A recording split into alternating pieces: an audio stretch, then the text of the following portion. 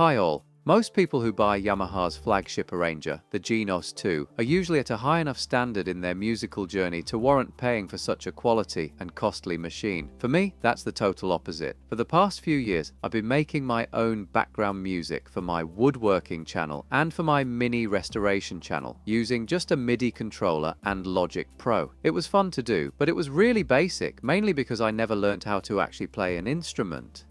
Whilst my videos always seem to get kind comments, my music never did. It was great that I could record little snippets, piece them together in Logic Pro, and produce an original track, but put a keyboard or a piano in front of me, and I'd not be able to play anything I'd class as listenable.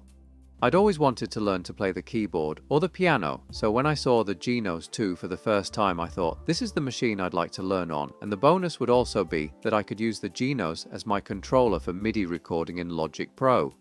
For the first few months of ownership, I was enjoying the MIDI side of things so much that I put aside my desire to learn to play the actual instrument and just had fun trying my best to remake some of my previous tracks I'd recorded for my other YouTube channels. But last autumn, during a visit to LeeABakerMusic, I got talking to Graham Blackledge, who you might remember from Britain's Got Talent. He's a really awesome piano player, and we got chatting about piano lessons with LeeABakerMusic, and I decided to give them a go. The lessons have started to make a real difference, and despite having a bit of time away due to some ongoing health issues, I've so far managed to pass my ABRSM initial piano exam with a distinction, and now I'm close to taking my level 1, which for me is a huge personal achievement. Of course, at this level, I'm still far away from being able to play entire songs, especially without making a multitude of mistakes. But despite this, it's always been a dream of mine to perform to a live audience. I used to watch the likes of Jean-Michel Jarre, Kraftwerk, and Tangerine Dream, and imagine the feeling they must have experienced performing the way they did to a live audience. Now, I'm well aware that that's never going to happen for me. My standard of playing is extremely low and my confidence is even lower, but that doesn't mean the dream has faded, and there might just be a way around this, sort of a halfway house. See, I recently started following a guy on YouTube who runs a channel called LeeABakerMusic. We share a similar interest in the music we like to play, and we both use the Genos 2. He's a much better player than I am, and this shows in his productions. But in addition to his uploaded videos, he also performs live several days a week on YouTube. One of the sessions he holds is what I believe is called live learning. This is basically a session where he'll learn a song or a technique, sometimes spending several hours at his music workstation. But rather than being on his own, he gives live access, so if you want to watch him and even interact, you can do. Now, I'm well aware that I'm unable to give a proper live performance, and I also know my limits. But what I do like to do is practice daily, whether it's trying to learn new songs, learn more about the Genos, or simply dedicate some time practicing for my next piano exam. Of course, this is in the privacy of my own home and company, but stick up a webcam and aim it at my workstation. And technically, whilst it's not quite what I'd always dreamt of, I'm actually playing live to a potential audience. I say potential because, let's be honest, this is unlikely to be interesting for anyone to watch, but it would mean I am playing live. And if just one single person logged on for even just a second, that's a tick on my bucket list.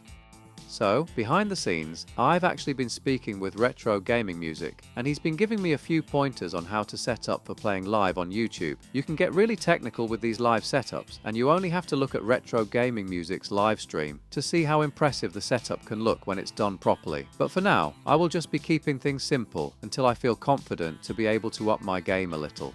What I'm planning to do initially is simply just offer live access every now and again to one of my practice sessions. It'll basically just be me, in my music room, just practicing. It'll likely be extremely boring to watch, very repetitive, and the sort of thing you're likely to click on because you're intrigued, but then click off when you realize it literally is just me in my music room practicing. But my reasons for doing this are twofold. Firstly, it is literally a tick on my bucket list. I've always wanted to be able to perform live to an audience, and technically I would be. But secondly, if I'm able to improve and gain confidence, then at some point I'd like to not only have these live learning sessions, I'd like to perhaps put on more of a performance session. This would be more structured and more entertaining to watch. It'll be full of mistakes, I can guarantee that, so please don't have any high expectations, but things like this can still be fun to watch. With YouTube Live, you're also able to leave comments and have conversations, and this is something I'd like to explore once my confidence grows.